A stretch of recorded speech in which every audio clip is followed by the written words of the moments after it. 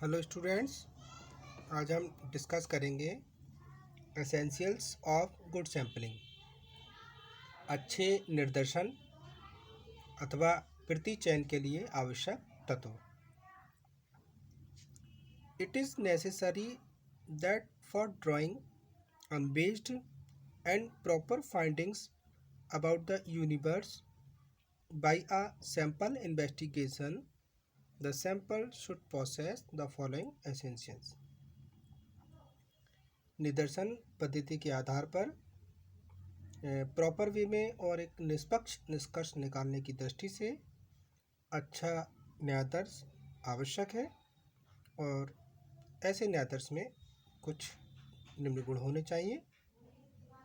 जैसे फर्स्ट है representation of universe, समग्र का प्रतिनिधित्व करने वाला।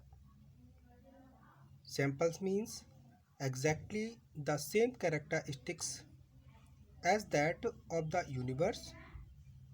It means that units included in the sample should be such that they may represent the characteristics of the universe. It is possible when only each unit of the universe has equal chance of being included in the sample. कि न्यायदर्श या प्रतिदर्श का अर्थ ही बिल्कुल वैसा ही रूप होना चाहिए।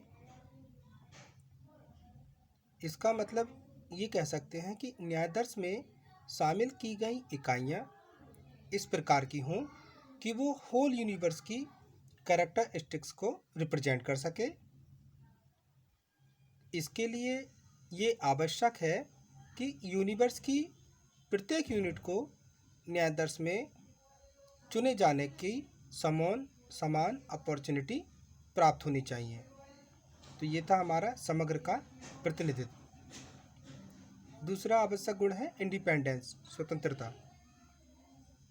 All unit of the universe should be independence, i.e. The inclusion of any unit in the sample should not be tied with a condition of inclusion or non-inclusion of any other item. समग्र की सभी इकाइयाँ independence होनी चाहिए, स्वतंत्र होनी चाहिए। Means न्यायादर्श में किसी इकाई का शामिल होना किसी अन्य इकाई के शामिल होने या ना होने की शर्त से बंधा नहीं होना चाहिए। किसी प्रकार से पूरी तरीके से स्वतंत्र होना चाहिए। थर्ड इसकी क्वालिटी है एडिक्वेसी, पर्याप्तता। The number of units in the sample should be adequate. The word adequate is a comparative term, and in this context it can be said that the size should not be so small that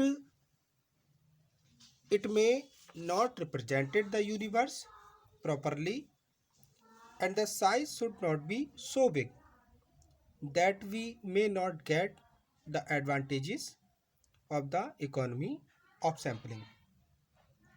इसमें बता रहे हैं कि न्यायादर्श में इकाइयों की संख्या educate होनी चाहिए, पर्याप्त होनी चाहिए। पर्याप्त जो वर्ड है वो एक कंपैरेटिव वर्ड है, तुलनात्मक शब्द है।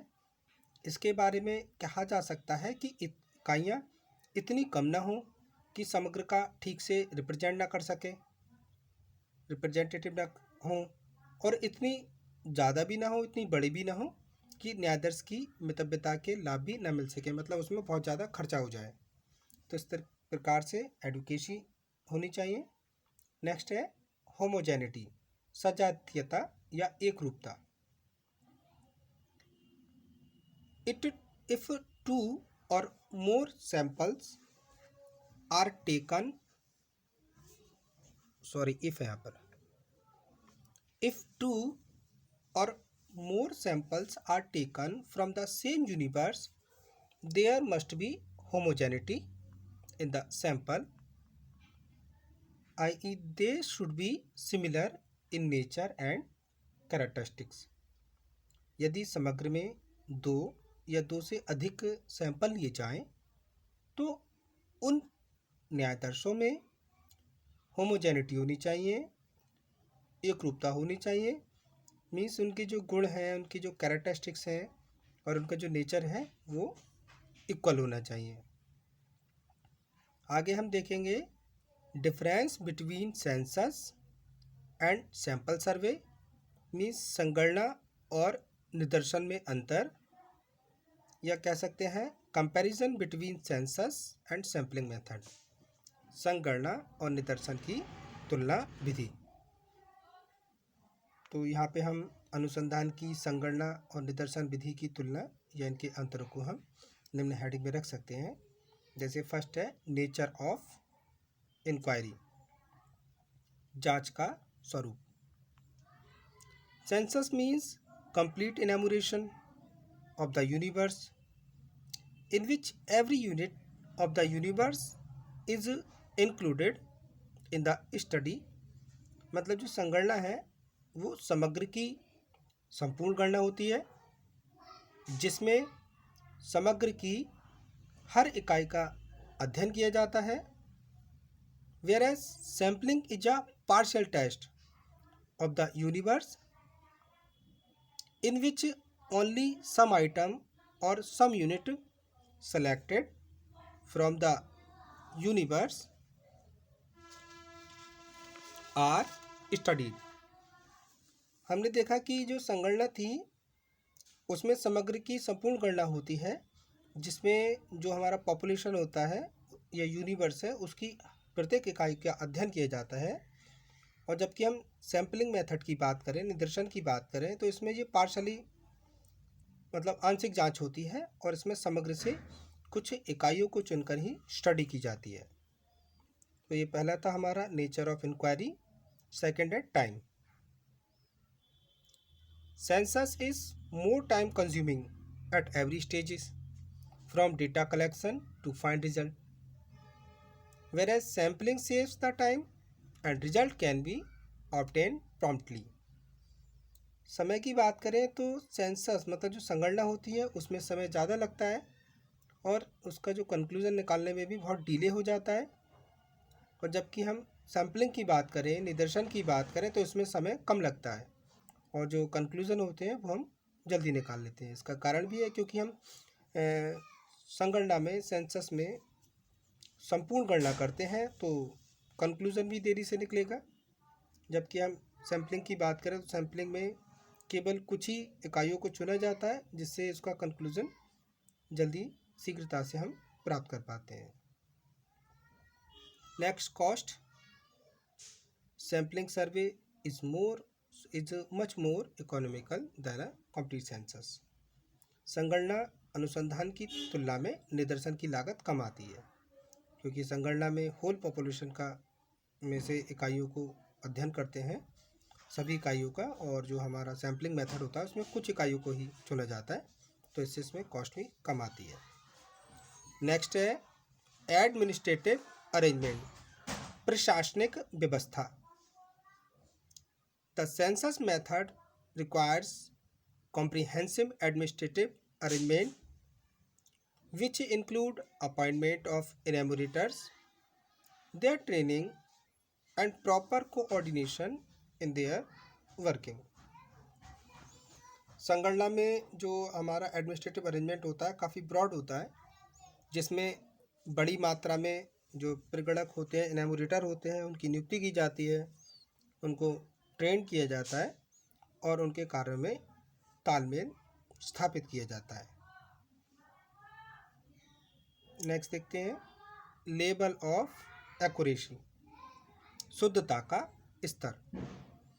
The level of accuracy remains high in census investigation due to coverage of all units of the population. However, in sampling, the level of accuracy depends upon the system and size of sample. If sample survey is not planned properly, its finding may be unreliable and misleading। Census investigation में प्रत्येक इकाई के शामिल किए जाने के कारण जो लेवल ऑफ एक्यूरेसी होता है वो हाई रहता है, ऊंचा रहता है। और जबकि सैम्पलिंग में बात करें तो सैम्पलिंग में शुद्धता का स्तर निदर्शन की व्यवस्था पर डिपेंड करता है। यदि सैंपल प्रॉपर वे में ना लिए जाएं तो जो भी हम कंक्लूजन निकालेंगे वो अनरिलायबल मतलब अशुद्ध और मिसलीडिंग भ्रमपूर्ण हो सकता है। नेक्स्ट देखते हैं, वेरिफिकेशन ऑफ रिजल्ट, निष्कर्ष का सत्यापन। It is difficult to verify the result in census method but in sampling result can be easily verified by subsequent sample. यदि संगणना पद्धति में निष्कर्षों का वेरिफिकेशन करना हो तो कठिनाई आती है, लेकिन सैम्पलिंग में फिर से न्यायाधर्ष लेकर वेरिफिकेशन के कार्य सरलता से हो सकते हैं। नेक्स्ट है बेसिस ऑफ स्टडी, अध्ययन का आधार। Census method is based on certainty while sample method is based on probability. संगणना की बात करें तो इसमें अध्ययन निश्चितता के आधार पर होता है, इसमें सर्टेनिटी होती है। जबकि सैम्पलिंग की बात करें, निदर्शन की बात करें तो इसमें इसका जो अध्ययन करते हैं वो प्रोबेबिलिटी मतलब संभावनाओं के आधार पर किया जाता है। नेक्स्ट, सुटेबिलिटी, उपयुक्तता। Census method is suitable when the area of inquiry is limited or despite wider area there is need of collecting information from every unit, i.e. population census or census of industries etc. Sampling method is suitable where the area is very wider or beyond the reach or unit are homogeneous. संगणना विधि वहाँ पर suitable होती है जहाँ अनुसंधान का क्षेत्र limited हो या अनुसंधान का क्षेत्र ब्रॉड होने पर भी प्रत्येक इकाई के बारे में हम इंफॉर्मेशन कलेक्ट कर पाएँ, जैसे जनगणना है या उद्योगों में उत्पादन की कोई संगणना करनी है। और जबकि निदर्शन की बात करें तो निदर्शन वहाँ पर सूटेबल होता है जहाँ अनुसंधान का क्षेत्र बड़ा हो पर आउट ऑफ रीच हो, जहाँ पर पहुँच के बाहर हो या इकाइयाँ उसकी विजातीय हों या नासवान हो, तो वहाँ पर हम निदर्शन विधि का यूज़ करते हैं। नेक्स्ट, साइंटिफिक नेचर, वैज्ञानिकता। Census is a traditional and general method while sampling is a new and scientific method. संगणना अनुसंधान की एक पुरानी विधि है और एक सामान्य विधि है। और जबकि निदर्शन की बात करें तो निदर्शन एक नई विधि है और एक वैज्ञानिक विधि है। तो आज की वीडियो में बस इतना ही। Thank you very much students.